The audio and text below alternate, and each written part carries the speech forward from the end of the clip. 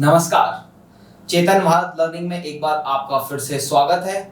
और आज हम जुड़े हैं पिछले हफ्ते में जो समसामयिक घटनाएं रही हैं भारतीय अर्थव्यवस्था से संबंधित, जो कि आपकी परीक्षा के लिए उपयोगी साबित होती हैं, उनके बारे में आज हम चर्चा करने वाले हैं। इसके लिए जो समय अवधि का चयन किया हमने वो है 14 सितंबर से 20 सितंबर के बीच जो मुख्य घटनाएं रही हैं भारतीय अर्थव्यवस्था की दृष्टि से, उनकी आज हम चर्चा करने वाले हैं। तो सबसे पहले हम नजर डाल लेते हैं आज की विषय सूची पे कि आज हम क्या क्या कवर करने वाले हैं। ठीक है, तो सबसे पहले आज हम बात करने वाले हैं भारत के पहले बैड बैंक की स्थापना की घोषणा।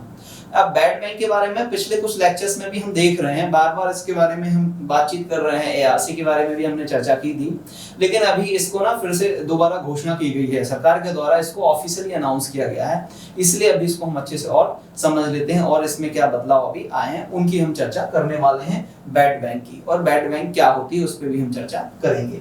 इसके बाद जो दूसरा मुद्दा रहेगा, दूरसंचार क्षेत्र के लिए सुधार पैकेज, है ना। बहुत न्यूज में आ रहा है ये कि ना टेलीकॉम का बहुत लंबे समय से मुद्दा चल रहा है। ये 2003-4 से मुद्दा चला आ रहा है, तो बहुत पुराना मुद्दा है। अभी एजीआर में क्या फर्क आ गया है, एजीआर की परिभाषा में क्या परिवर्तन किया गया, उसकी चर्चा करने वाले हैं।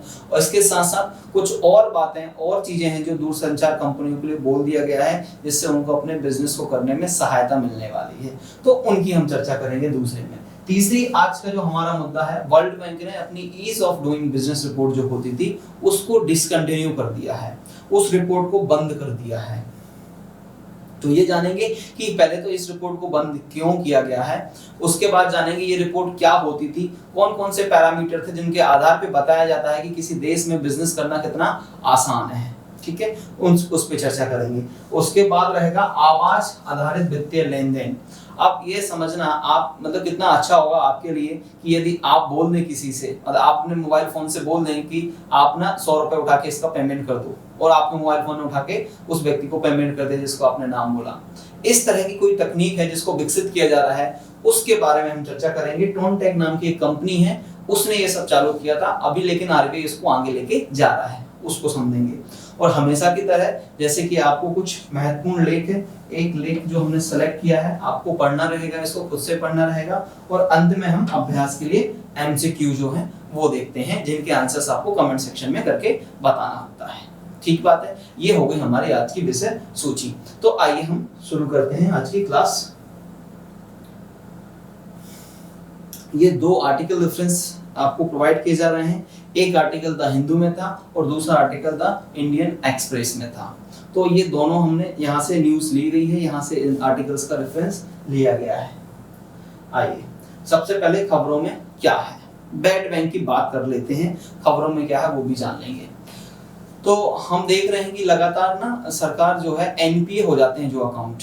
अभी ना एनपीए को समझना होगा आपको। एनपीए क्या होते हैं? Non performing asset, non performing asset.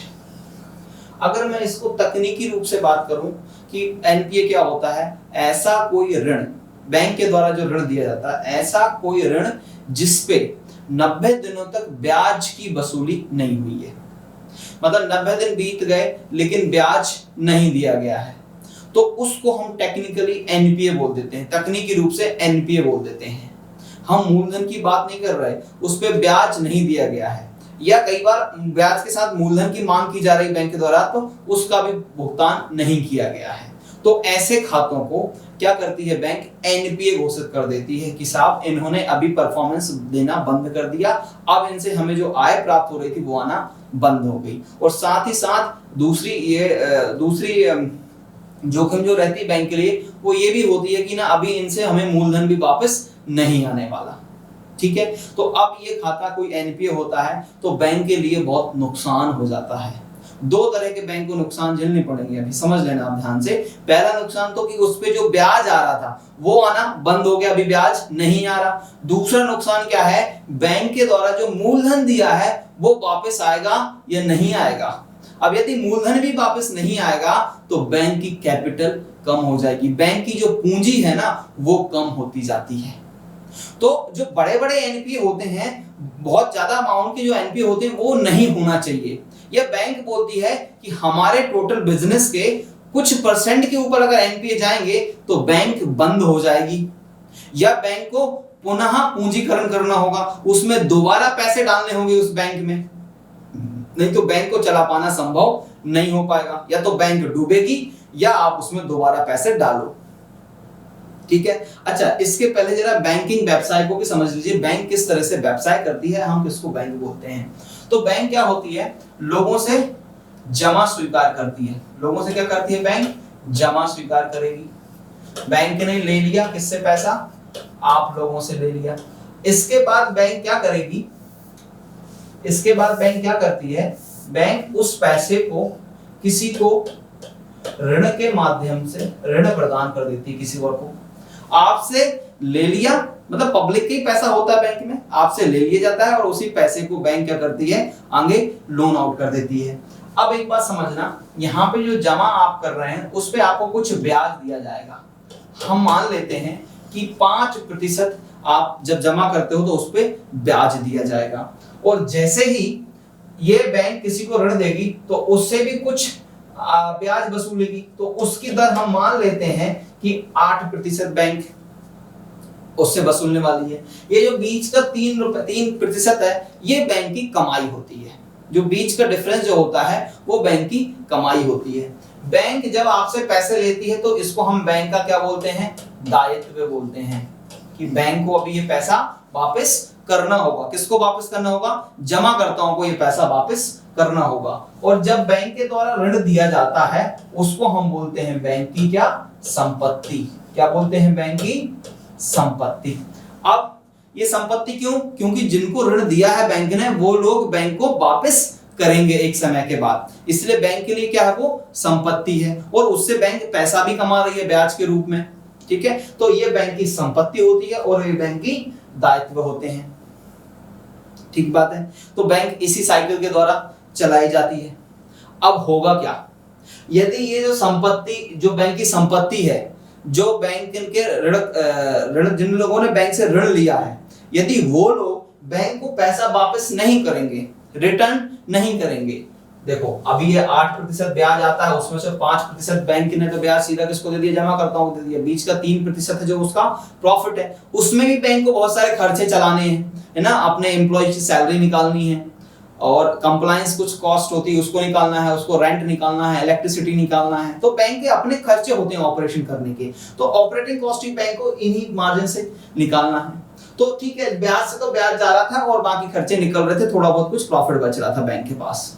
लेकिन क्या हो कि ये संपत्ति वापस ना आए, अभी मूलधन डूबने लग जाए, तो होगा क्या, अब ये संपत्ति वापस नहीं आ रही तो बैंक क्या करेगा, जमाकर्ताओं का पैसा वापस नहीं कर पाएगा।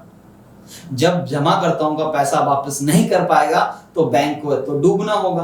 अब बैंक डूबेगा तो डीआईसीजीसी हमने पढ़ा है, डीआईसीजीसी क्या करता है, 5 लाख रुपए तक की गारंटी देता है आपको, कि आपका यदि किसी बैंक में पैसा जमा है और उसमें आप बैंक के पास जमा है और बैंक अगर डूबता है तो 5 लाख रुपए का जो इंश्योरेंस बैंक ने लिया था आपके बिहाफ पे डीआईसीजीसी से, वो आपको मिल जाएगा। लेकिन इस प्रकार अगर देखा जाए तो बैंक तो बंद हो जाएंगे, दिन ब दिन देखा जाएगा, एक बैंक बंद, कल के दिन दूसरा बैंक, फिर तीसरा बैंक, इस तरह से बैंकिंग स्ट्रक्चर ही हमारी कंट्री का डिमोलिश हो जाएगा। ये अच्छी बात नहीं है। तो बैंकों को ये क्या बोला कि भैया ये जो ऐसा एनपीए आपके अकाउंट हो रहे हैं, ठीक है, अब इससे रिकवरी तो चाहिए, तो बैंक क्या करते हैं, अब रिकवरी में लग जाते हैं। बैंक किस में लग गए, रिकवरी में लग गए, रिकवरी करने चले गए। अब जिस ऑफिसर को लोन देने का काम करना है, जिस ऑफिसर को डिपॉजिट एक्सेप्ट काम करना है, उसको भी कहां पे लगा दिया बैंक ने, रिकवरी के लिए लगा दिया कि भैया ये अकाउंट एनपीए हो गया, बहुत बड़ा अकाउंट है, 10,000 करोड़ रुपए पैसे आने यहां से, अभी नहीं आ रहे, तो बैंक ने अपना जो मैन पावर है वो कहां पे शिफ्ट कर दिया, रिकवरी में शिफ्ट कर दिया। बैंक अपना बिजनेस नहीं कर पा रहे और साथ में एनपीए बढ़ रहे हैं, तो बैंक क्या करते हैं, रिस्क, जोखिम लेना कम करते जाते हैं कि भाई पहले से हमने बहुत सारी जोखिम लेके रखी है, वो पैसा नहीं आ रहा, अभी और दे देंगे अब जोखिम वाले लोन तो दिक्कत हो जाएगी। तो बैंक का व्यवसाय बुरी तरह से क्या हो रहा था, प्रभावित हो रहा था।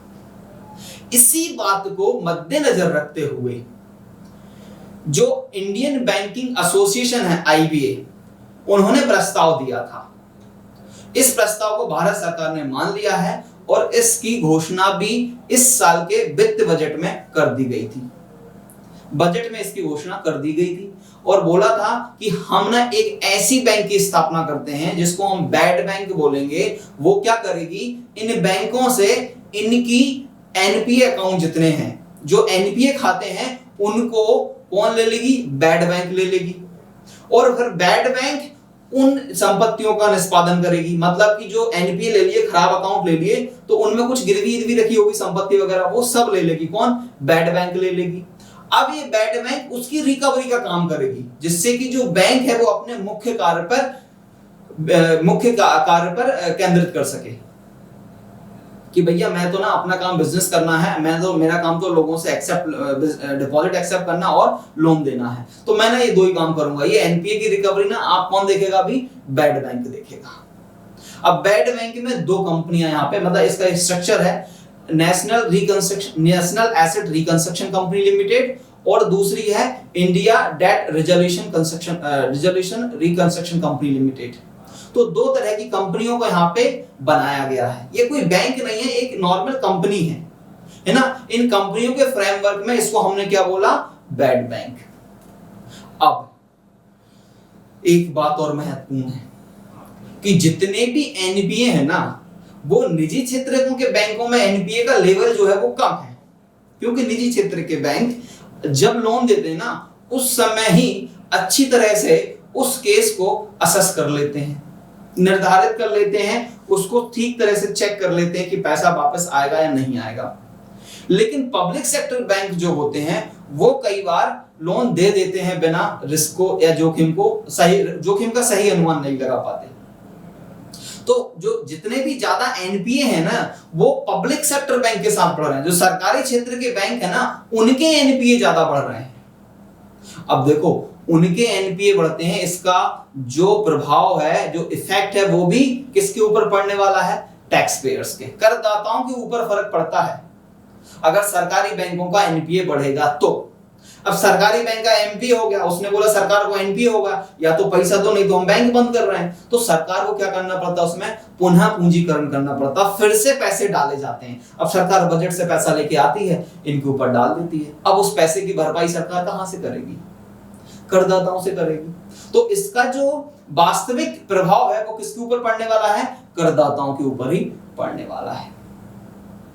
तो बोला इसके लिए कुछ ऐसी समाधान प्रक्रिया को बनाया जाए जिससे कि हम इस बैड लोन्स, इनको क्या बोल सकते हैं हम, एनपीए को बैड लोन्स बोल सकते हैं। इन जो खराब हो गए, जो हमारे ऋण खराब हो चुके हैं, उनकी रिकवरी के लिए एक अलग से बैंक की स्थापना कर दो, अलग से एक कंपनी की स्थापना कर दो, वो ये काम करती रहेगी और जो बैंक है वो अपना काम जो होता है उसका वो काम करती रहेगी।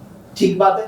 अब थोड़ा पूरा बैकग्राउंड आपके लिए भूमिका जरूरी था। अब जरा हम समझते हैं कि खबरों में क्या है और क्या क्या नई चीजें हुई हैं। तो इस साल के बजट का एक प्रमुख प्रस्ताव भारत के बैड बैंक की स्थापना के साथ सामने आया था। कंपनी अधिनियम के तहत एक national asset reconstruction company limited NARCL पहले ही स्थापित की जा चुकी है, जो कि विभिन्न चरणों में विभिन्न वाणिज्यिक बैंकों से, ये बात याद रखनी होगी, विभिन्न वाणिज्यिक बैंकों से 2 लाख करोड़, कितना, 2 लाख करोड़ रुपए की दबाव वाली संपत्ति का अधिग्रहण करेगी।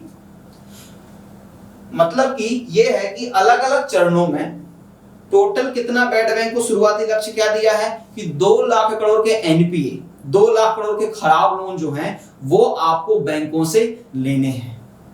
एक साथ नहीं किया जाएगा, अलग अलग चरणों में इसको किया जाएगा। ठीक बात है। फिर क्या है, एक अन्य इकाई India date resolution company Limited IDRCL, जिसे भी स्थापित किया गया है, फिर बाजार में तनाव संपत्तियों को बेचने की कोशिश करेंगे।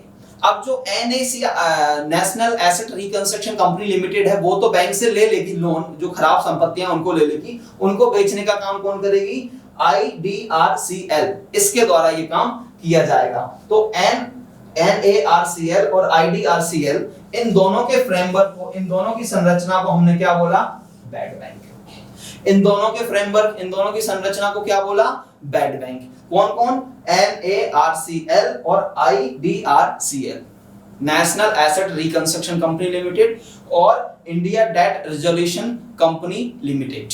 दो कंपनियों को हमने यहाँ पे निर्माण किया है, 2 कंपनियों को स्थापित किया है। इसकी पहले हो चुकी थी, अभी ये अंडर प्रोसेस है। इसे कम करने के लिए सरकार ने गारंटी के तौर पर इस्तेमाल होने वाले 30,600 करोड़ रुपए के इस्तेमाल को मंजूरी दे दी। अब थोड़ा सा एक बात और समझिए आप कि भैया एक बैंक है, हम यहाँ पे उदाहरण ले लेते हैं कि स्टेट बैंक ऑफ इंडिया है।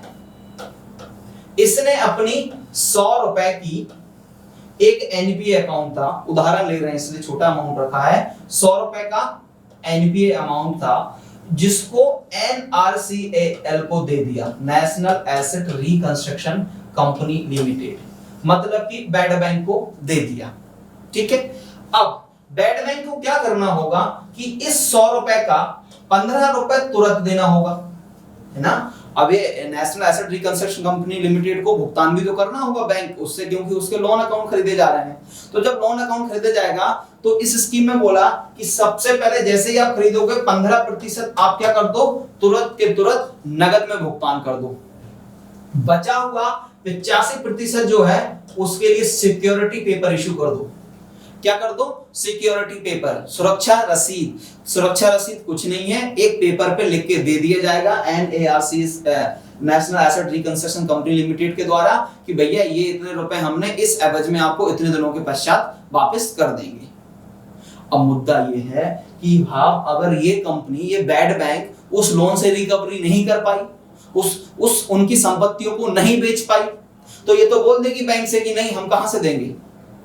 तो वाणिज्यिक बैंकों को ये दुविधा थी, जोखिम लग रही थी कि हम कैसे करेंगे।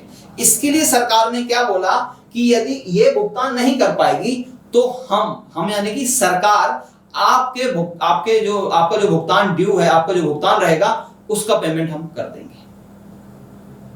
आपको भुगतान कौन कर देगी, सरकार कर देगी। इस बात के लिए 30,600 करोड़ रुपए सरकार ने अलॉट कर दिए हैं। कितने, 30,600 करोड़ रुपए सरकार ने आवंटित कर दिए हैं गारंटी के लिए। किसको गारंटी मिल गई, अभी वाणिज्यिक बैंकों को गारंटी मिल गई कि एनएआरसीएल यदि पैसा नहीं दे पाएगा तो उस पैसे की भरपाई सरकार के द्वारा की जाएगी। ठीक बात है, चलिए और क्या है, बैड बैंक की आवश्यकता क्यों हुई। जैसे तो मैंने अभी आपको बहुत ब्रीफ में बता दिया है कि डिटेल्स में बता दिया है कि क्यों इसकी आवश्यकता हुई, एक बार और देख लेते हैं। जैसा कि कोई पहले से ही जानता है कि एक सामान्य बैंक देनदारियां, जिनको हम जमा बोलते हैं, को स्वीकार करके और फिर उन जमाओं का उपयोग संपत्ति ऋण उत्पन्न करने के लिए करता है। ठीक है, संपूर्ण व्यवसाय मॉडल इसी विचार पर आधारित है और यहीं से बैंक पैसा कमाते हैं। दूसरा, अब जब कोई बैंक खुद को ऐसी स्थिति में पाता है जहां उसके द्वारा दिए गए एक बड़े ऋण का भुगतान नहीं किया जा रहा है, जिसको हमने एनपीए बोला है, तो बैंक के लिए अपने जमाकर्ताओं के प्रति अपनी देनदारियों का भुगतान करना मुश्किल हो जाता है, जिससे लोगों को उसे बैंक में विश्वास होने का जोखिम होता है। क्या हो गया, एनपीए बढ़ने लगे, एनपीए वापस नहीं आ रहे, तो भैया जमाकर्ताओं का पैसा कैसे वापस किया जाएगा। ठीक है, इसलिए हमने क्या विचार आया कि कुछ ऐसी बैंक की स्थापना करते हैं, किसी ऐसी संस्थान की स्थापना करते हैं जो ये सब काम करे और बैंकों पे भरोसा बनाए रखे। हर बैंक को एक सीमा तक बैड लोन बर्दाश्त कर सकता है, लेकिन जब एक अर्थव्यवस्था में कई बैंक उच्च स्तर के बुरे ऋणों का सामना करते हैं और एक ही समय में यह पूरी अर्थव्यवस्था को स्थिरता के लिए खतरा हो सकता है। अगर एक साथ सभी बैंकों का एनपीए लेवल बढ़ जाए तो अर्थव्यवस्था के लिए अच्छी बात नहीं है। ठीक है, और क्या है, बैंक के जो लाभ है वो कम हो रहे थे। दूसरा, बैंक अधिक जोखिम लेने से बचते थे। क्यों अधिक जोखिम लेने से बच रहे हैं, अरे क्योंकि पहले से उन्होंने जोखिम लेके रखा है, उन्होंने पहले ही किसी को उधार देकर रखा है जो वापस नहीं आ रहा, तो अभी वो और उधार लेने की मनसा जाहिर नहीं करेगा। ठीक बात है। चलो, भारत में एनपीए का स्तर 2016 के बाद से खतरनाक रूप से बढ़ा है। अब इसका यह मतलब नहीं कि 2016 के पहले एनपीए नहीं थे, उसके पहले भी थे। 2007-8 से भी एनपीए बढ़ रहे थे, लगातार एनपीए बढ़ते जा रहे हैं। लेकिन 17 के बाद तो कुछ ऐसी सिचुएशन आ गई कि हमारे पास ना एनपीए बहुत हो गया। अब एनपीए ज्यादा हो गए तो क्या किया, और अधिकतर जो एनपीए थे ना वो किसके थे, सरकारी क्षेत्र के बैंकों के थे। अब सरकारी क्षेत्र के बैंकों के एनपीए बढ़ने से दबाव जनता के ऊपर पड़ता है, क्योंकि सरकार को उसको पुनः पूंजीकरण करना पड़ेगा, उसको दोबारा पैसे देने पड़ेंगे। बैंक को दोबारा पैसे देने पड़ेंगे, दोबारा पूंजी डालनी पड़ेगी। ठीक है, करदाता के दृष्टिकोण से ये अच्छा नहीं था। ऐसे पीएसबी को व्यवसाय में बनाए रखने के लिए सरकार को उन्हें पुनः पूंजीकरण करना पड़ता है ना, यानी करदाताओं के पैसे का उपयोग सरकारी क्षेत्र के बैंकों के द्वारा किया जाएगा। लेकिन हर गुजरते साल के साथ एनपीए बढ़ता रहा। इस तथ्य से मदद नहीं मिली। 2017 की शुरुआत में से ही अर्थव्यवस्था के अपनी विकास गति को होना शुरू कर दिया। अब देखो बात समझो कि भैया सरकार ने पहला एक तरीका तो अपनाया कि ठीक है भाई आपके एनपीए बढ़ रहे हैं ना, तो कोई दिक्कत नहीं है, सरकार आपको फंडिंग करते जा रही है। सरकार क्या कर रही है, पुनः पूंजीकरण, रिकैपिटलाइजेशन इसको हम बोलते हैं, कि वो दोबारा से आपको पूंजी दे देती है। लेकिन कब तक हम आपको ऐसा पैसा देते रहेंगे, कब तक सरकार आपको पैसा देते रहेगी और आप एनपीए करते रहोगे। ठीक है, तो उसी के लिए सरकार ने क्या बोला, पुनः पूंजीकरण तो हम करेंगे जरूरत पड़ेगी जब, लेकिन साथ में ऐसे कोई संस्थान की भी स्थापना कर देते हैं जो आपको मदद करेगा आपके एनपीए की रिकवरी के लिए। कई लोगों द्वारा यह तर्क दिया गया है कि सरकार को एक खराब बैंक बनाने की जरूरत है, यानी एक ऐसी संस्था जहां सभी बैंकों के सभी बुरे ऋण पार किए जा सकते हैं। इस प्रकार वाणिज्यिक बैंकों को उनकी तनावग्रस्त संपत्ति से राहत मिलती है और उन्हें ध्यान केंद्रित करने की अनुमति मिलती है, सामान्य बैंकिंग परिचालन को फिर से शुरू करने पर, विशेष रूप से उधार देने पर। बोला कि अगर इसकी स्थापना कर दोगे तो बैंक क्या है, अपने सामान्य व्यापार पे ध्यान केंद्रित कर पाएंगी, ना कि वो इस तनाव के संपत्ति के वसूली में लगी रहेंगी। ठीक बात है।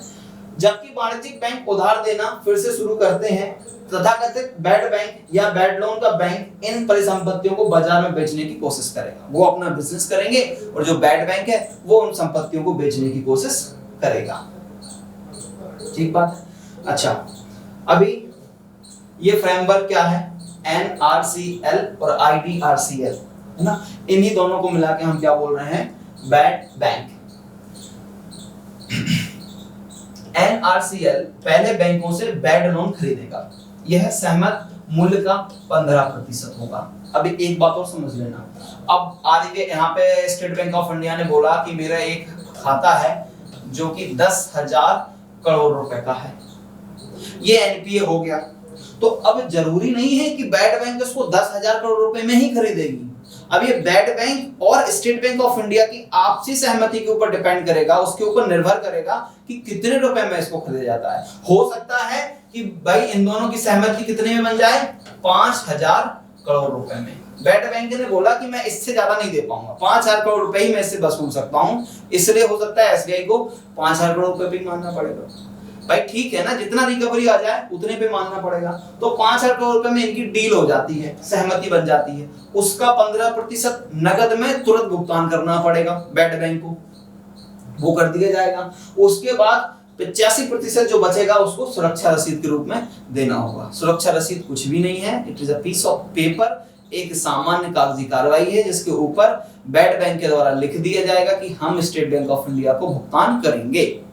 ठीक बात है। बस उसकी सिक्योरिटी क्या है, उसकी गारंटी क्या है, सरकार ने गारंटी दे दी है, 30,600 करोड़ रुपए की सरकार ने शुरुआती तौर पे गारंटी दे दी है। जब संपत्ति बेची जाती है आईडीआरसीएल की मदद से, है ना, आईडीआरसीएल संपत्ति को बेचने में मदद करेगा, वाणिज्यिक बैंकों को बाकी का भुगतान किया जाएगा। यदि खराब बैंक किसी संपत्ति को बेचने में असमर्थ है या नुकसान करता है तो उस नुकसान की भरपाई 30,600 करोड़ रुपए की सरकारी गारंटी से की जाएगी। कितने की गारंटी दी है अभी, 30,600 करोड़ की गारंटी दी है। समाधान में देरी को हस्तोत्साहित करने के लिए सरकार ने यह भी प्रस्ताव दिया है कि एनएआरसीएल केंद्र को गारंटी शुल्क का भुगतान करे जो समय बीतने के साथ बढ़ता जाएगा। और भाई सरकार गारंटी दे रही 30,600 करोड़ की, तो सरकार ने क्या बोला, इस पे हम गारंटी शुल्क लेंगे। और दूसरी बात क्या है, इसके लिए समय सीमा भी तो तय करना होगा। ऐसा थोड़ी ना बैड बैंक आपने बना लिया, आपने लोन खरीद लिया, अब आप उसको 5 साल 10 साल में उसका निपटान कर रहे हो, इतना लंबा समय नहीं देंगे। आप लंबा समय ले लो, कोई इशू नहीं है उसमें, लेकिन आपको क्या करना पड़ेगा, गारंटी शुल्क देना पड़ेगा। जैसे जैसे समय बढ़ता जाएगा हम गारंटी शुल्क को बढ़ाते जाएंगे। ठीक बात, चलिए। अच्छा, बैड बैंक के लाभ क्या होंगे। अभी तो हमने बैड बैंक क्या है वो समझ लिया, बैड बैंक की आवश्यकता क्यों पड़ी समझ लिया, ठीक है, और बैड बैंक क्या होता है उसमें, इसके लाभ क्या होंगे। यह एक ही स्वीप से कई बैंकों की बैलेंस शीट को साफ कर देगा। अब बैलेंस शीट को साफ कर देगा मतलब कि बैलेंस शीट में जो खराब लोन दिख रहे हैं, जो एनपीए अकाउंट्स दिख रहे हैं, उनको साफ कर देगा। वो एनपीए अकाउंट कहां शिफ्ट हो जाएंगे? बैड बैंक के पास शिफ्ट हो जाएंगे और बैंक की बैलेंस शीट में क्या बढ़ जाएगा? उनकी जगह क्या बढ़ जाएगा? बैड बैंक का अकाउंट बढ़ जाएगा कि भाई बैड बैंक से हमें इतनी रिकवरी लेनी है। तो इनकी जो बैलेंस शीट है वो साफ स्वच्छ हो जाएगी, है ना, साफ सुथरी दिखने लगेगी क्योंकि आपके एनपीए कम हो जाएंगे। इससे उनके मुनाफे में वृद्धि होगी, उनके जोखिम प्रतिकूल स्वभाव में थोड़ा सा सुधार आएगा कि चलो ठीक है, हम तो नहीं कर पा रहे रिकवरी में हमें ध्यान भी केंद्रित नहीं करना होता। अगर कोई हमारा जोखिम पूर्ण लोन होता भी है तो उसकी रिकवरी हमें बैड बैंक करके देगा। जब बैंक अपनी जोखिम प्रतिकूल प्रकृति को छोड़ देंगे तो यह अर्थव्यवस्था में समग्र ऋण प्रवाह में सुधार करेगा, जो कि तीव्र और स्थिर आर्थिक सुधार के लिए बहुत महत्वपूर्ण होगा। अभी होगा क्या कि बैंक ना अपनी जोखिम लेने की क्षमता में वृद्धि करेंगे। अगर ये वृद्धि करते हैं तो बाजार में ज्यादा लोन उपलब्ध होंगे, ज्यादा ऋण उपलब्ध होने से हमारी अर्थव्यवस्था में सुधार आएगा। ठीक बात है। सरकार द्वारा 30,600 करोड़ रुपए की बैंक गारंटी त्वरित समाधान में मदद करेगी। इन खराब संपत्तियों से मूल की बेहतर वसूली की अनुमति देगी। बैंकिंग क्षेत्र विशेष रूप से सार्वजनिक क्षेत्र के बैंकों को समग्र स्वास्थ्य में सुधार होगा, जो लंबे समय से करदाताओं के बोझ को कम करेगा, है ना। बोल रहा है कि इससे टैक्स पेयर का बर्डन कम हो जाएगा क्योंकि अभी इनका एनपीए नहीं होगा, कम एनपीए होगा, रिकवरी आ जाएगी, तो आपको पुनः पूंजीकरण नहीं करना पड़ेगा, रिकैपिटलाइजेशन नहीं करना पड़ेगा सरकार को। रिकैपिटलाइजेशन नहीं करेंगे तो करदाताओं पे उसका बोझ नहीं पड़ेगा। वित्तीय प्रणाली की स्थिरता अर्थव्यवस्था की मजबूत रिकवरी के लिए एक स्वस्थ बैंकिंग पारिस्थितिक तंत्र का होना आवश्यक है। ये तो ठीक है भाई कि भैया आपको अच्छी इकोनॉमी चलानी है, अर्थव्यवस्था को ठीक ठाक तरीके से चलाना है तो आपके पास एक अच्छा बैंकिंग तंत्र का होना बहुत जरूरी होता है, जो कि बैड बैंक आने से हमारा बैंकिंग तंत्र में सुधार होगा, ऐसी हम उम्मीद लगा रहे हैं। ठीक बात है। अच्छा, लेकिन जरूरी नहीं कि जितनी बातें हम सोच रहे हैं वही होगा। अभी इसमें कुछ ऐसा भी हो सकता है ना कि कुछ लोग अभी भी इसको गलत मान रहे हैं, कुछ नकारात्मक जोखिम भी हमें बैड बैंक में देखने को मिल रहे हैं। अब ये क्या नकारात्मक जोखिम हो सकते हैं बैड बैंक में, आइए एक बार हम इनकी चर्चा कर लेते हैं। हालांकि बैड बैंक अवधारणा के आलोचकों का तर्क है कि एनपीए के कुछ हिस्सों को गारंटी देने में सरकार की भूमिका जोखिम का आकलन करने में बैंकरों की ओर से ढिलाई पैदा कर सकती है और इस तरह से नए बैड बैंक बना सकती है, नए बैड लोन बना सकती है। अब समझना क्या हो रहा है, अब सरकारी क्षेत्र के जो बैंक है ना वो क्या हो जाएंगे और रिलैक्स हो जाएंगे। क्या बोलेंगे, अभी अगर जोखिमपूर्ण लोन जा रहा है ना जाने दो, कोई दिक्कत नहीं है, सरकार की गारंटी है ना। अगर एनपी हो भी है अकाउंट बैड बैंक को बेच देंगे, अगर बैड बैंक उससे रिकवरी नहीं कर पाई तो कोई दिक्कत नहीं, सरकार की गारंटी, सरकार हमें भरपाई करेगी।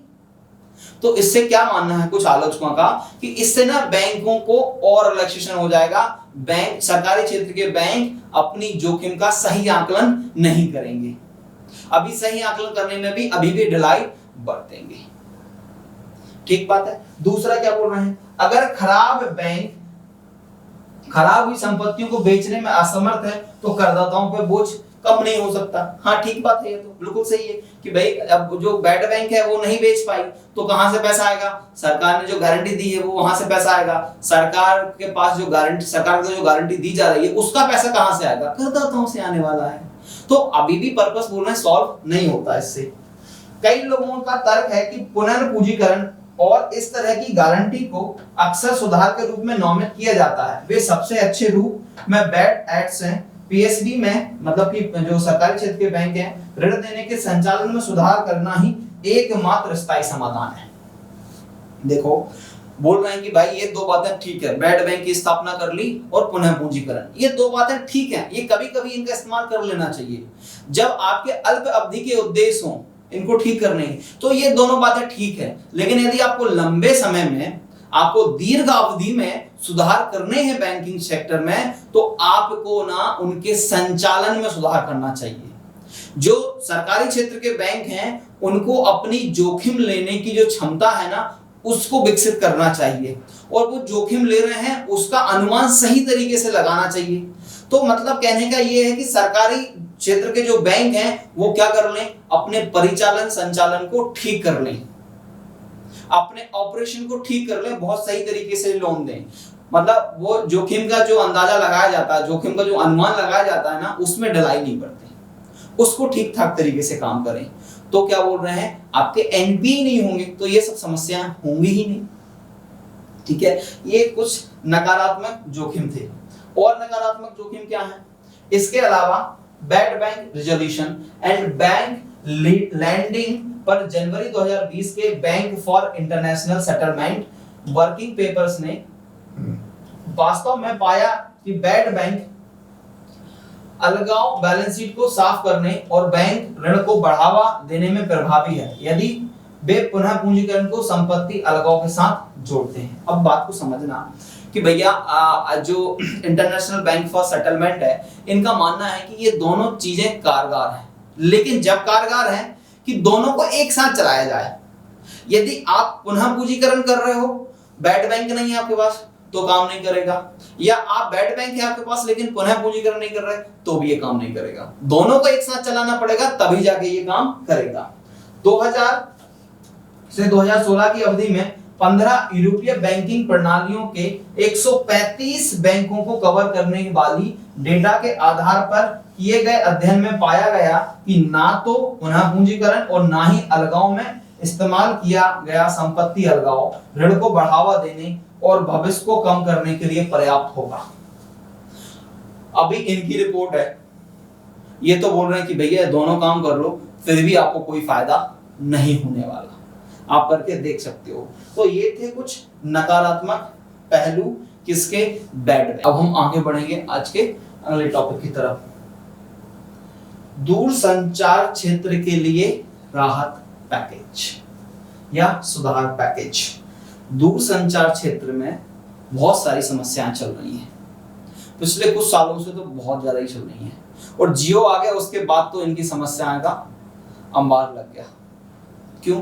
रेवेन्यू कम हो गया, पैसे कम चार्ज कर पा रहे हैं, कस्टमर से पैसे चार्ज नहीं कर पा रहे, कम पैसे चार्ज कर पा रहे हैं क्योंकि आपका प्रतिस्पर्धी बैठा है कम पैसे में काम करने के लिए। तो कई कंपनी तो बंद ही हो गई मार्केट से।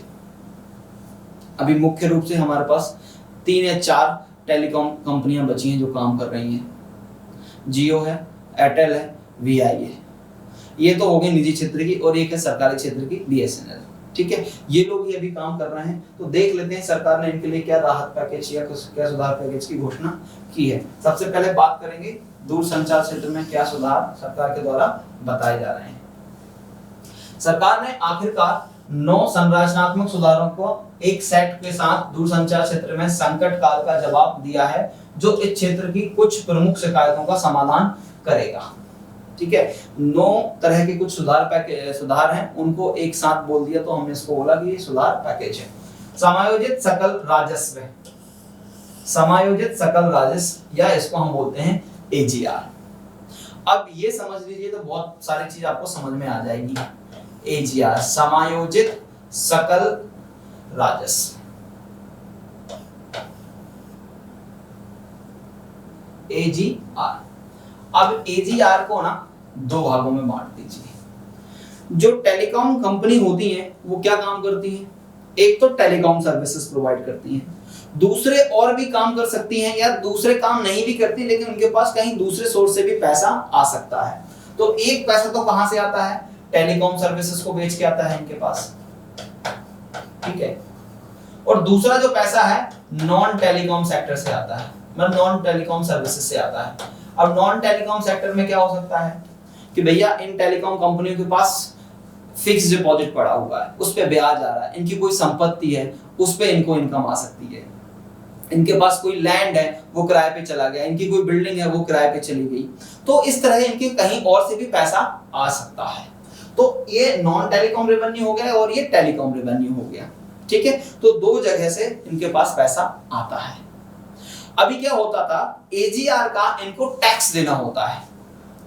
एजीआर का कुछ परसेंटेज, कुछ प्रतिशत जो होता है वो इनको टैक्स के रूप में सरकार को चुकाना होता है। ठीक है, तो अब ऐसे मान लेते हैं उदाहरण के लिए कि यहां से इनके पास 100 रुपए आए और यहां से इनके पास 50 रुपए आए, तो टोटल एजीआर कितना हो गया 150। सरकार ने बोला 150 का 10% 15 रुपए टैक्स जमा कर दो। अब मुद्दा क्या था कि इनने बोला कि जो टैक्स लगना है ना वो टेलीकॉम रेवेन्यू पे लगना चाहिए, ना कि नॉन टेलीकॉम रेवेन्यू पे।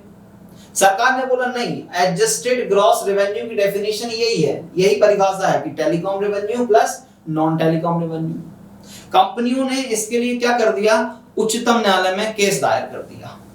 ठीक है, बोला कि नहीं हम इस बात को नहीं मानते, आप सिर्फ हम पे इस पे पैसा लीजिए। और साथ ही साथ इन्होंने क्या रखा, इस पे टैक्स जमा करना, इस रेवेन्यू पे पैसे भरना जारी रखा।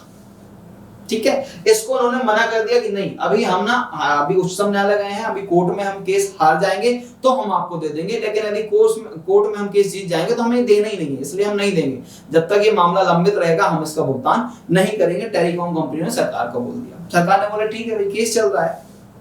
अब हुआ क्या, ये केस 2003-4 से चला आ रहा था। 2017-18 में इसका फैसला आया और फैसला ये आया, उच्चतम न्यायालय ने भी बोल दिया कि जो सरकार बोल रही है वो बात ठीक है। सरकार बोल रही है एजीआर की डेफिनेशन ये दोनों होना चाहिए, मतलब ये दोनों होना चाहिए। ठीक है, तो अब इसके हिसाब से देखा गया कि जो नॉन टेलीकॉम रेवेन्यू था इसके ऊपर टैक्स बकाया था, तो ये टैक्स ना कुछ थाउजेंड्स करोड़ में बकाया रह गया। अभी सुप्रीम कोर्ट ने बोल दिया कि इसको ना बहुत जल्दी से जल्दी आप सरकार के खाते में जमा कराइए, और यदि जमा नहीं कराएंगे तो इसके ऊपर हम आपसे ब्याज वसूलेंगे। तो अब टेलीकॉम सेक्टर जियो के आने के बाद इसकी हालत वैसे ही खराब है, उसको क्या बोल दिया कि भैया ये तो आप कोर्ट में केस हार गए तो इस पे भी टैक्स दो 10%, और यदि इसको देने में देरी की आपने, इसको देने में देरी की तो क्या करेंगे, आपसे इसके ऊपर भी ब्याज वसूल लेंगे, आपसे इसके ऊपर ब्याज भी वसूल लेंगे। तो और दिक्कत हो गई। अभी उसी से संबंधित कुछ सरकार ने घोषणाएं की हैं, देख लेते हैं क्या है। ठीक है, तो विवादास्पद परिभाषा जिसकी हम अभी चर्चा की को भी गैर दूरसंचार राजस्व के साथ इसके दायरे को बाहर रख दिया। अभी ये जो घोषणा की गई है दूरसंचार क्षेत्र के सुधार के लिए, उसमें क्या बोला कि ठीक है भैया, हम तो भले ही सुप्रीम कोर्ट से भी जीत गए थे, लेकिन फिर भी आपकी बात मान लेते हैं, आपकी स्थिति बहुत खराब है, आपको बचाना है हमें, इसलिए हम मान लेते हैं कि ये एजीआर की परिभाषा में शामिल नहीं होगा। मतलब अभी इनको ये बकाया भुगतान करने की आवश्यकता नहीं होगी। इसके बाद कुछ इसमें भी कुछ पोर्शन बचा था इनका बकाया वाला, उसके लिए सरकार ने जरूर समय सीमा तय कर दी कि अगले आने वाले 4 सालों में दे दीजिए आप, लेकिन इसके लिए तो बोला कि इसको हम एजीआर की डेफिनेशन ही, परिभाषा ही बदल देते हैं। मान लेते हैं गैर दूरसंचार राजस्व के ऊपर हम टैक्स नहीं लेंगे। ठीक है, दूरसंचार कंपनियों ने एजीआर की परिभाषा का विरोध किया है और बकाया एजीआर का बकाया बोझ तले दबी हुई है।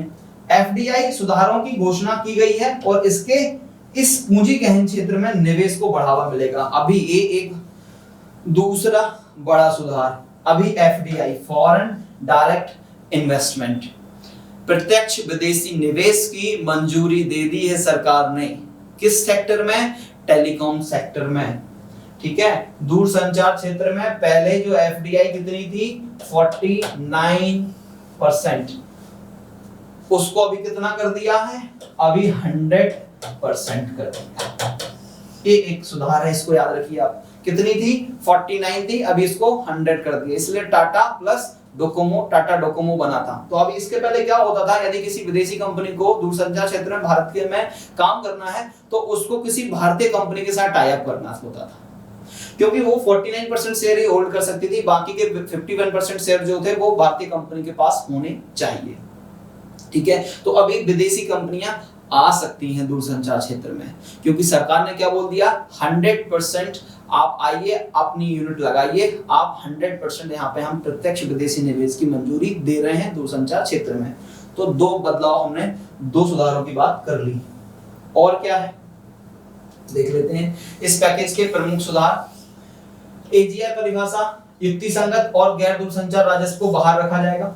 ठीक है, कर ली बात। बकाया राशि पर रोक, 4 साल के लिए दूरसंचार क्षेत्र के वैधानिक बकाया पर एक बहुत ही आवश्यक स्थगन की घोषणा की गई है। इससे नकदी प्रवाह में सुधार होगा, जिसका उपयोग अधिक उत्पादक क्षेत्रों में किया जा सकता है। तो अभी बोला कि जितने बाकी बचे हुए ड्यूज हैं, अभी भी आपके कोई अगर वैधानिक बकाया हैं, सरकारी बकाया हैं, तो उनको हम 4 साल तक नहीं मांगेंगे। 4 साल तक के लिए हमने इसको स्थगन कर दिया, डेफर कर दिया, 4 साल के बाद मांगेंगे। ठीक बात है। दूसरा, स्पेक्ट्रम उपयोग शुल्क को युक्तिसंगत बनाया जाएगा और अब मासिक के बजाय दरों को वार्षिक चक्रवृद्धि होगा। लाइसेंस शुल्क, स्पेक्ट्रम उपयोगकर्ता शुल्क और सभी प्रकार के शुल्क के भुगतान पर जुर्माना पूरी तरह से समाप्त कर दिया गया है। अब सरकार जो पेनल्टी लगाती थी वो पेनल्टी सारी खत्म कर दी। पेनल्टी क्या कर दी? खत्म कर दी। और साथ ही साथ एक काम और क्या बोला कि जिसकी हम कंपाउंडिंग मंथली करते थे अब उसकी कंपाउंडिंग एनुअली करेंगे। स्पेक्ट्रम नीलामी के लिए एक कैलेंडर होगा और यह आमतौर पर वित्तीय वर्ष के अंतिम तिमाही में होगा। स्पेक्ट्रम साझा करने की अब अनुमति मिल जाएगी।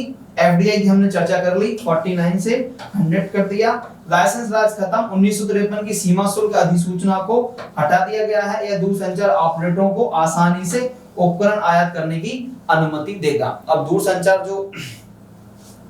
क्षेत्र की जो कंपनियां हैं इनको यदि कोई चीज आयात करनी होती थी, कोई उपकरण आयात करने होते थे, उसके लिए क्या करना पड़ता था? लाइसेंस लेना पड़ता था। वो लाइसेंस खत्म कर दिए। ठीक है। इस सुधार के पैकेज के क्या लाभ होंगे? एजीआर पर सुप्रीम कोर्ट को 1 सितंबर 2020 के फैसले के कारण उत्पन्न होने वाली बकाया राशि के भुगतान पर 4 साल के ऋण स्थगन से पहले से ही कर्ज में डूबी टेलीकॉम कंपनियों को राहत मिलेगी। 2021 की नीलामी को छोड़कर पिछली नीलामी में खरीदे गए स्पेक्ट्रम के भुगतान पर 1 और 4 साल की मोहलत से भी राहत मिलने की संभावना है। हालांकि अगर कंपनियां स्थगन का विकल्प चुनती हैं तो सरकार ब्याज वसूल करेगी, लेकिन विश्लेषकों का मानना है कि यह दूरसंचार क्षेत्र के अगले 4 वर्षों के लिए प्रति वर्ष लगभग 45,000 करोड़ रुपए की राहत प्रदान कर सकती है। ठीक है, तो ये तो था इसका विश्लेषण कि जो कंपनियां 4 साल के लिए वो स्थगन तो कर रहे हैं, लेकिन उस पर सरकार क्या कर सकती है? ब्याज ले सकती है। ठीक है। नीलामी कैलेंडर को सुव्यवस्थित करने और नीलामी के स्पेक्ट्रम उपयोग शुल्क को हटाने जैसे उपायों से बकाया राशि में कमी आने की संभावना है, जबकि दूरसंचार कंपनियों को अपनी नीलामी खरीद की योजना बनाने में मदद मिलेगी। हालांकि ये सुधार सरकारी वित्त को प्रभावित करेंगे। यदि कंपनियां अधिक स्थगन मार्ग को विकल्प चुनती हैं तो इससे दूरसंचार कंपनियों को अल्प अवधि में लाभ होगा और उन्हें बहुत आवश्यक सांसें लेने की जगह मिलेगी। मतलब अभी इनके पास ना कैश की बहुत शॉर्टेज चल रही है, कैश क्रंचेस चल रहे हैं, तो उनसे कम से कम फिलहाल के लिए तो बहुत राहत मिल जाएगी। सरकार ने बहुत सारी चीजों को माफ कर दिया, बहुत सारी चीजों के लिए समय सीमा बढ़ा दी। अब समय सीमा बढ़ा दी तो सरकार के पास जरूर खर्चे बढ़ेंगे, लेकिन कंपनियों को तो उससे फायदा होने वाला है। अब हम बात करेंगे आज के अगले मुद्दे की। क्या है अगला मुद्दा? कि सर वर्ल्ड बैंक ने अपनी ease of doing business report को बंद कर दिया। किसको बंद कर दिया? Ease of doing business report जो वर्ल्ड बैंक के द्वारा जारी की जाती थी उसको बंद कर दिया।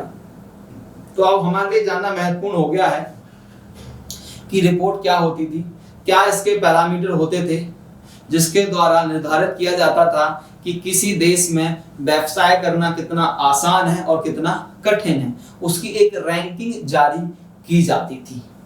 ठीक है। इसके ऊपर कुछ आरोप भी लगे थे कि डेटा को ना मैनिपुलेट किया जाता है, आंकड़ों में हेराफेरी की जाती है, तो उसके लिए भी जांच की गई थी और जांच में भी यही पाया गया कि हाँ आंकड़ों में जो आंकड़े हैं उनमें हेराफेरी की जा रही है। तो वर्ल्ड बैंक ने क्या किया? इस रिपोर्ट को अभी बंदी कर दिया जारी करना। चलिए समझ लेते हैं कुछ बातें। खबरों में क्या सबसे पहले चर्चा करेंगे।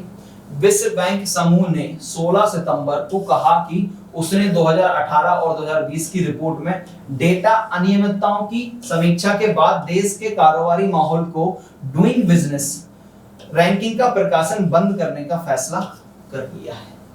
2018 और 2020 की रिपोर्ट को रिव्यू किया गया, समीक्षा की गई और उसमें डेटा अनियमितता मिली, डेटा में हेराफेरी, आंकड़ों में हेराफेरी मिली, इसलिए बोला कि हम इस रिपोर्ट को बंद कर रहे हैं।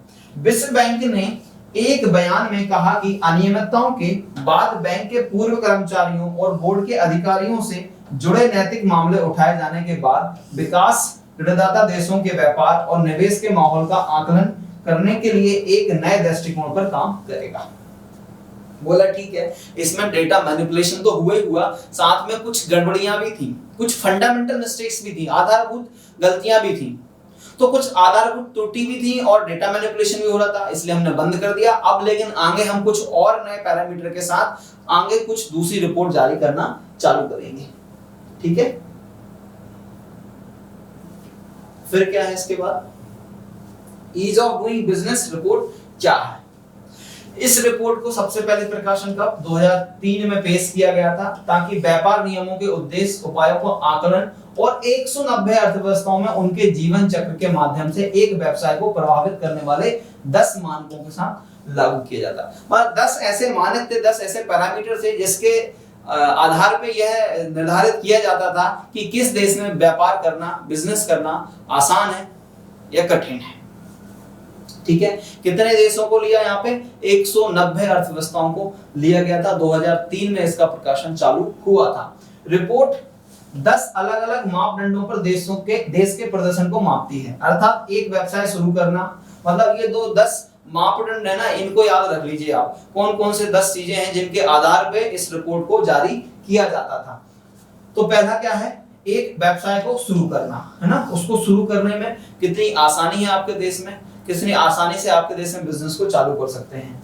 निर्माण परमिट, बिजली की उपलब्धता, संपत्ति का पंजीकरण, ऋण उपलब्धता, अल्पसंख्यक निवेशक संरक्षण, अदा किए जाने वाले कर, सीमाओं के पार व्यापार, अनुबंध प्रवर्तन, दिवालियापन का समाधान करना। इन बातों को ध्यान में रखते हुए उस देश की ease of doing business report बनाई जाती थी और उसमें रैंकिंग जारी की जाती थी। अब व्यवसाय को शुरू करना हो गया, निर्माण परमिट, अगर कोई आप कंस्ट्रक्शन करना चाहते हो उसके लिए कोई परमिट की जरूरत है, वो कितना समय लगेगा, कैसे ले सकते हैं। आपके देश में बिजली उपलब्ध है नहीं है, संपत्ति का पंजीकरण कितना आसान है, ऋण उपलब्ध हो पाते हैं नहीं हो पाते हैं। जो छोटे निवेशक होते हैं उनको अल्पसंख्यक निवेशक बोलते हैं, उनके लिए क्या संरक्षण आपने प्रदान करके रखे हैं। टैक्सेस कितने लिए जाते हैं आपके यहाँ पर, विदेशी व्यापार में कितनी आसानी होती है। अनुबंध प्रवर्तन, अब अनुबंध तो बहुत बड़े बड़े कर लिए लेकिन उनको परिवर्तित नहीं किया जा सकता, मतलब इनको इन्फोर्स नहीं कर सकते तो कोई मतलब नहीं है। और यदि दिवालिया हो जाता है तो क्या, दिवालिया हो जाता है कोई बिजनेस तो उसके समाधान प्रक्रिया क्या होगी, उसी के लिए तो बैड बैंक की बात कर रहे हैं। इसके पहले अब भारत ने ना आईबीसी, दिवालियापन में बहुत काम किया। ठीक है, इंसॉल्वेंसी बैंकरप्सी कोड लेके जब से आए हैं तब से इसमें रैंकिंग भारत की बढ़ी है। और व्यवसाय को शुरू करना, इसमें भी भारत की रैंकिंग बढ़ी है। 2-3 बातें और हैं जिनमें भारत, जिसके कारण भारत की रैंकिंग बढ़ी है ना। हम पहले 100 के नीचे आते थे, अभी हम 63 पे आ गए थे। तो देखेंगे अभी क्यों हम आ गए थे इसमें। ये 10 बातें आपको याद रखनी है।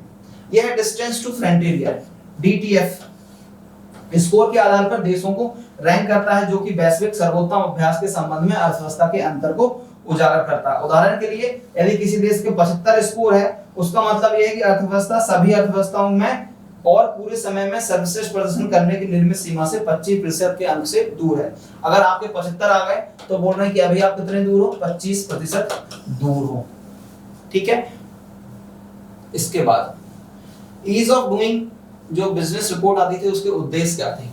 भारत जैसे कई देश विदेशी निवेश को आकर्षित करने के लिए बाजार के अनुकूल नीतियों को संकेत देने के लिए बेहतर रैंकिंग का प्रदर्शन करते हैं कि भाई हमें अच्छी रैंकिंग चाहिए, तो हमारे पास क्या आएगा, विदेशी व्यापार आएगा, विदेशी निवेश आएगा।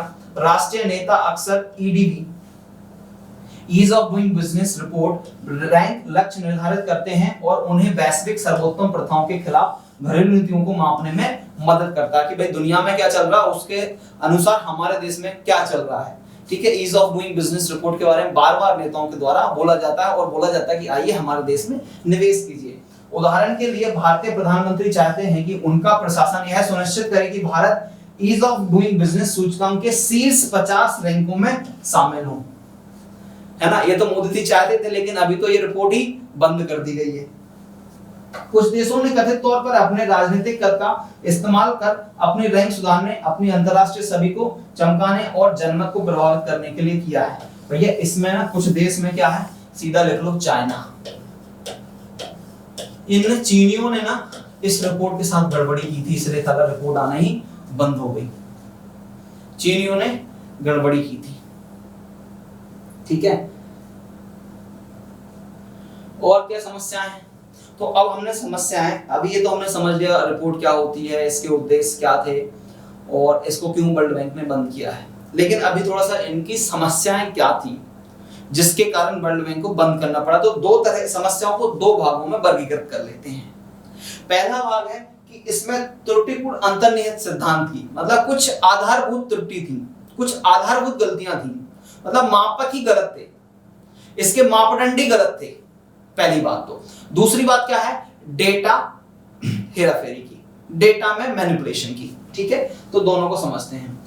ईज ऑफ डूइंग बिजनेस सूचकांक व्यवसाय को स्थापित करने और संचालित करने के लिए बनाए गए नियमों की सरलता के आधार पर देशों को रैंक करते हैं। भैया आपने नियम बना दिए बहुत आसान, तो आपकी रैंकिंग बढ़ जाएगी।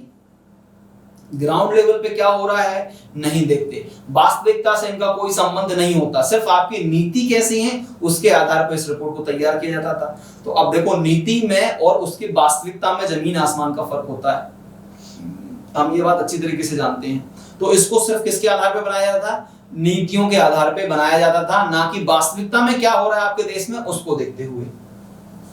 पेरू के अर्थशास्त्री फर्नांडो डी सोटो का सिद्धांत सूचकांक को रेखांकित करता है। सिद्धांत का दावा है कि कम से कम राज्य के हस्तक्षेप के साथ सुरक्षित संपत्ति अधिकार एक मुक्त बाजार को फलने फूलने के लिए एक पूर्व शर्त है। अब जो पेरू के अर्थशास्त्री थे फर्नांडो डी सोटो, इनका मानना था कि भाई जो ईज ऑफ डूइंग है ना, वो आपको ये बता पाए कि किसी देश में बिजनेस करना कितना आसान है, और साथ ही साथ वहां पे सरकारी हस्तक्षेप कम होना चाहिए और आपको निजी संपत्ति को सुरक्षित रखने का अधिकार होना चाहिए। ये दो मुख्य बातें थी इसके लिए, लेकिन इससे बोला कि इस रिपोर्ट से तो ये दो बातें पूरी हो ही नहीं रही।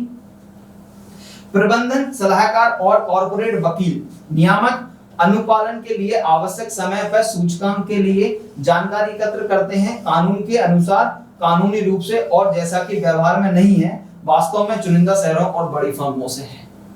मतलब अब ये कौन करता था इसकी रिपोर्ट तैयार, मैनेजमेंट कंसल्टेंट जो होते हैं, प्रबंधन सलाहकार और कॉर्पोरेट वकील जो होते हैं, ये लोग रिपोर्ट तैयार करते थे। डेटा ये कहां से लेते थे आंकड़े, बोला कि देश के ना कुछ चयनित शहरों से लिया जाता था और बड़े शहरों से लिया जाता था। अब ऐसे सोच लीजिए आप, भारत में सिर्फ और सिर्फ दिल्ली और मुंबई में क्या हो रहा है, इसके आधार पे भारत की ease of doing business report आती थी। तो क्या ये वास्तविक इमेज को बताएगी, क्या ये वास्तविक छवि को बताएगी कि एक्चुअली में क्या चल रहा है देश में? नहीं ना, आपने मुंबई और दिल्ली का आंकड़े ले लिए, वहां पे क्या चल रहा है बिजनेस, कैसे चल रहा है, उसके आधार पे आपने रिपोर्ट बना दी, ठीक है। और क्या गड़बड़ी थी, उन्नत देश आमतौर पर सूचकांक के शीर्ष रैंक रखते हैं। भारत 2014 तक 130 से 140 के आसपास निम्न स्थान पर था, हालांकि यह 2019-20 में 63वें स्थान पर पहुंच गया।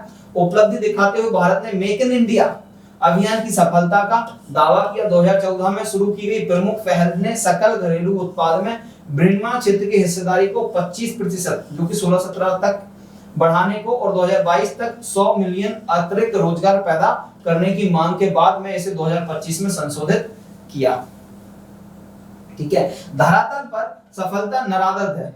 जीडीपी निर्माण स्थिर कीमतों पर वार्षिक वृद्धि में 2015-16 में 13.1% से गिरकर 19-20 में -2.4 हो गई है। सकल घरेलू उत्पाद के अनुपात में शुद्ध एफडीआई प्रवाह में लगभग 1.5 का उतार चढ़ाव रहा है। जीडीपी अनुपात मौजूदा कीमतों पर निश्चित निवेश के 2014-15 में 30.1% से गिरकर 19-20 में 26.9 हो गया है। अब बोला कि भारत में धरातल पे स्थिति चेक करो, आप ना पहले आते थे ईज ऑफ डूइंग बिजनेस में 130 से 140 में नंबर पे, अभी आप 19-20 में कहां पे आ गए, 63वें स्थान पे आ गए। लेकिन आपकी जीडीपी तो गिर रही है, फिर भी आपकी रैंकिंग क्यों इंप्रूव हो रही है ना? तार्किक रूप से ठीक बात नहीं है ना, कि भाई धरातल पे जब हम देखने गए हमें कुछ अलग ही मिल रहा है, आपकी रिपोर्ट कुछ अलग ही बोल रही है। रिपोर्ट बोल रही है कि इंप्रूवमेंट है, और यहां तो हमें देखने क्या बोल रहा है कि कोई इंप्रूवमेंट नहीं है। अब बात कर लेते हैं दूसरी समस्याओं की। पहली समस्या तो हमने कर ली कि आधारभूत कुछ समस्याएं थी इसको मापने में। दूसरी समस्या क्या थी? Data manipulation. अंतरराष्ट्रीय मुद्रा कोष की प्रबंध निदेशक क्रिस्टाना जॉर्जिवा पर लगे आरोप प्रकाशन को रद्द करने का निकटतम कारण है। सबसे अच्छा कारण बोला कि भैया ये डेटा मैनिपुलेशन करती थी। 2018 में विश्व बैंक के प्रमुख मुख्य कार्यकारी अधिकारी के रूप में सुश्री जॉर्जिवा पर आरोप लगाया गया कि उन्होंने इंटरनेट डेटा को तोड़ मरोड़कर चीन की रैंक को झूठा बढ़ावा देने के लिए डूइंग बिजनेस रिपोर्ट पर काम करने वाली आंतरिक टीम पर दबाव डाला। इनने बोला कि भाई मेरे पास दबाव आ रहा था चाइना की तरफ से, मैंने भी अपनी टीम पे दबाव डाला और डेटा को तोड़ मरोड़ कर पेश किया गया। इसी तरह कथित तौर पर सऊदी अरब की रैंक के मामले में भी तनाव को सहन करने के लिए लाया गया था। सऊदी अरब की रैंकिंग को भी इंप्रूव किया था इन्होंने। सूचकांक के तहत नियामक कार्यों को मापने मुश्किल और व्यक्तिपरक और संभवतः राजनीति से प्रेरित भी हो सकता है, जैसा कि सूचकांक के आसपास के विवादों से पता चलता है। अब ये ना किसी का इंडिविजुअल असेसमेंट हो सकता है, व्यक्तिपरक हमने यहाँ पे बोला, और ये कुछ राजनीतिक कारणों से भी संभावित हो सकता है, इसलिए डेटा गड़बड़ था अभी तक हमने जो देखा। स्वतंत्र जांच एजेंसी द्वारा प्रकाश में लाए गए डेटा हेरफेर के उदाहरण इस तरह के दृष्टिकोण को पुष्टि करते प्रतीत होते हैं। EDB ease of doing business सूचकांक को भी अंतर्निहित पद्धति में बदलाव के प्रति संवेदनशील प्रतीत होता है। उदाहरण के लिए भारत की बेहतर रैंकिंग कथित तौर पर इस तरह के प्रयास को परिणाम थी। ठीक है, तो बोला ये तो डेटा से संबंधित गड़बड़ियां हो गई, समस्या हो गई, इसलिए क्या कर दो, बंद कर दो। अब इस पे ना लोगों का क्या बढ़ गया, भरोसा कम हो गया। जैसे ही भरोसा कम हुआ, बैंक वर्ल्ड बैंक ने सोचा भरोसा कोई करेगा नहीं, तो क्या करेंगे, ऐसी रिपोर्ट को जारी करके खत्म कर दो। ठीक है, लेकिन अब 2020 की ease of doing business report देख ही लेते हैं, जब इतनी चर्चा हो रही है तो, कि क्या है 2020 की ease of doing business report. Report के मुताबिक न्यूजीलैंड इसकी एक स्थिति, जबकि सोमालिया कौन सा था, 190वां स्थान। सब पहले नंबर पे कौन था, न्यूजीलैंड, दूसरे नंबर पे पहले नंबर पे न्यूजीलैंड और आखिरी नंबर पे सोमालिया। 190 है ना, 190 अर्थव्यवस्थाओं की बात की थी हमने। भारत को इस बार 2019 में 190 देशों में से 63वां स्थान प्राप्त हुआ था, जो 2018 में अपने 70वें स्थान से 14 स्थानों को सुधार को दर्शाता है। 18 में कितना था हमारा 77, अभी कितना हो गया 63। भारत का स्कोर में सुधार से इस साल 71 के लिए पिछले वर्ष में इतना स्कोर था। स्कोर अभी इस साल 71 आया, उसके पहले 67.23 था। भारत लगातार तीसरे साल उन 10 अर्थव्यवस्थाओं की सूची में मौजूद था जहां कारोबारी माहौल में सबसे ज्यादा सुधार हुआ है। बोला कि भारत में ना कारोबारी माहौल में बहुत सुधार हो रहा है, ऐसे 10 देशों की सूची में हम लगातार तीसरे साल थे। भारत को अपने बनाए रखने के लिए जारी पहले की स्थिति के बीच दक्षिण एशियाई देशों में पहला स्थान मिला था। कहां था, दक्षिण एशियाई देशों में हमने क्या, पहला स्थान था। 2014 में ये 6वां स्थान था। ठीक है, विश्व बैंक अब दिल्ली, मुंबई के अलावा कोलकाता और बेंगलुरु को भी शामिल करेगा। ठीक है, क्या बोला था 2020 में कि हम दिल्ली, मुंबई के अलावा अब आंकड़े जो है वो कोलकाता और बेंगलुरु से भी लेंगे, ताकि देश के कारोबारी माहौल की समग्र तस्वीर उपलब्ध कराने के लिए कारोबारी सुगमता रिपोर्ट की तैयार की जा सके। भारत ने मूल रूप से निम्नलिखित 4 मापदंडों के कारण अपनी रैंकिंग में सुधार किया था। एक क्या था, व्यवसाय शुरू करने के लिए। दूसरा, निर्माण परमिट हमने बहुत सारे खत्म किए। सीमाओं पर विदेशी व्यापार में हमने बहुत सुलभता प्रदान की। और दिवालिया समाधान आईबीसी जो लेके आए, उसके कारण हमारी रैंकिंग इंप्रूव हुई थी। ठीक है, ये तो था वर्ल्ड बैंक की रिपोर्ट के बारे में। अब हम बात करेंगे आज के अगले मुद्दे पे। सोचिए जरा, ऐसा हो जाए कि आप बोले कि मिस्टर सो एंड सो को 10,000 रुपए भुगतान कर दिया जाए और आपका मोबाइल फोन बोले कुछ देर बाद कर दिया। मतलब अब आपको ना टाइप भी नहीं करना, अब आपको ना इंटरनेट कनेक्शन भी नहीं चाहिए, अब आपको वेबसाइट भी नहीं चलाना, अब आपको ऐप भी नहीं चलाना, यूपीआई भी नहीं करना, कुछ भी नहीं करना। आपने सिर्फ मुंह से बोल देना है और भुगतान हो जाएगा। इस तरह की कुछ भुगतान प्रणाली पे अभी आरबीआई काम कर रही है और इस योजना को पायलट प्रोजेक्ट के रूप में चालू कर दिया है।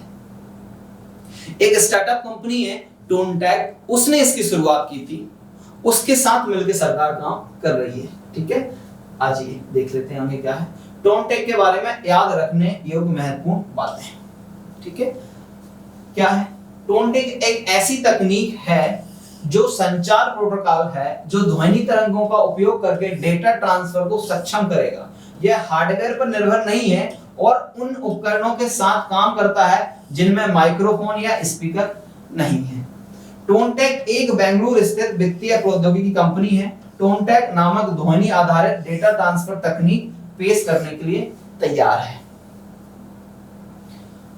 कर्नाटक और बिहार में ग्रामीण और शहरी क्षेत्रों में परीक्षण किया गया जिसमें 1000 तक का लेन देन शामिल था। टोनटेक ने अपने असंगत इंटरनेट कनेक्टिविटी वाले क्षेत्र में फीचर फोन और स्मार्टफोन के माध्यम से ऑफलाइन वॉइस आधारित मतलब आवाज आधारित भुगतानों को सफलतापूर्वक निष्पादित भी कर लिया।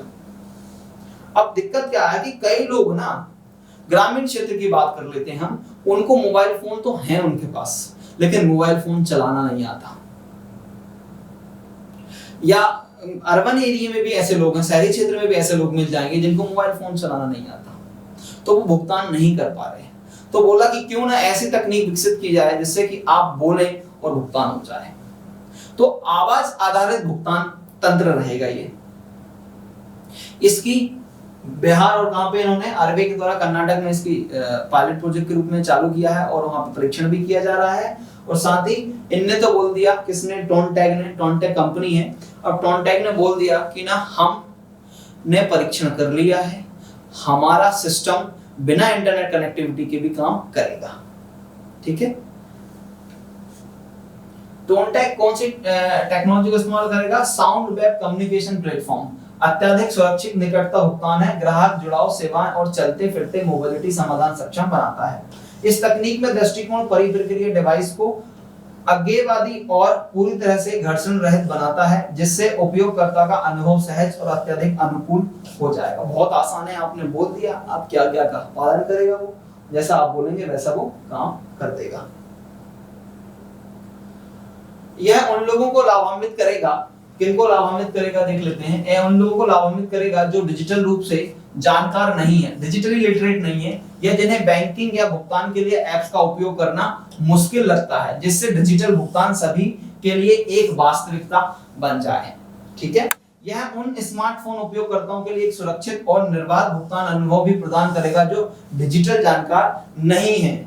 इस तकनीक के माध्यम से टोनटेक सभी भौगोलिक क्षेत्रों में वित्तीय समावेशन को बढ़ावा देने, मोबाइल फोन किसी भी मेक या मॉडल के साथ डिजिटल भुगतान को सुविधाजनक और सभी के लिए उपलब्ध कराने के लिए तैयार है। टोनटेक तैयार बैठी है कि बस सरकार आरबीआई परमिशन दे दे, हम चालू कर देंगे। ठीक है, आपके पास मोबाइल फोन कोई सा भी हो, इंटरनेट नहीं है, ऐप चलाना नहीं आता, यूपीआई करना नहीं आता, कोई बात नहीं, टोनटेक आपके लिए क्या करेगी, आपको सिर्फ बोलना रहेगा और आप किसी को भुगतान कर पाएंगे।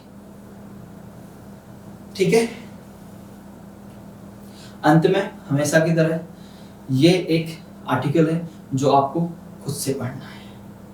ठीक बात है, आइए अब बात कर लेते हैं कुछ प्रश्नों की जिनके जवाब आपको नीचे कमेंट सेक्शन में करके बताने हैं। ठीक है, आइए देख लेते हैं। बैंकिंग प्रणाली के संबंध में निम्नलिखित कथनों पर विचार करें। बैंकों द्वारा दिए गए ऋण को बैंक की संपत्ति माना जाता है, जबकि स्वीकृत जमा बैंक की देनदारियां हैं। बढ़ा हुआ सकल एनपीए अनुपात एक बैंक को अधिक जोखिम से बचाता है। बैड बैंक का विचार बैंकिंग क्षेत्र में खराब शासन में सुधार के लिए तैयार किया गया था। आपको बताना है उपरोक्त में से कौन सा कथन या कथनों का समूह सही है। केवल 1 और 2, केवल 2 और 3, केवल 1 और 3 और 1 2 3 तीनों आपको कमेंट सेक्शन में करके बताना है। दूसरा प्रश्न है, निम्नलिखित में से कौन टोनटेक का उद्देश्य नहीं है? वित्तीय समावेशन, खुदरा भुगतानों तक बड़ी पहुंच, भुगतान के लिए वर्तमान यूपीआई मॉडल को बदलने का लक्ष्य, ग्रामीण और दूर दराज के क्षेत्रों में डिजिटल भुगतान की कवरेज को बढ़ाना। कौन सा टोनटेक का उद्देश्य नहीं है आपको बताना है कमेंट करके। ठीक बात है, फिर मिलेंगे अगले हफ्ते होने वाली समसामयिक घटनाओं के साथ। धन्यवाद।